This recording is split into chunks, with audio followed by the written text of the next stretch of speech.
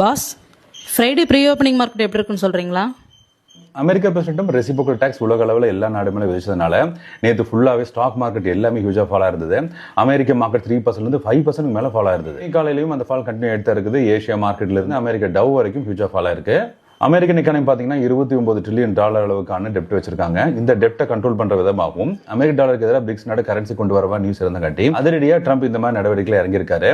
இது பிரிக்ஸ் நாடுகளுக்கு இடையில ஒரு பிளவை ஏற்படுத்தி அது மூலியமா திரும்பவும் அமெரிக்க டாலரை ஸ்ட்ராங் பண்றதுக்கான வாய்ப்பு தான் அவர் பண்ணிட்டு இருக்காரு. ஏஷியா டாவ் 2.9% ஃபால் ஆயிருக்கு.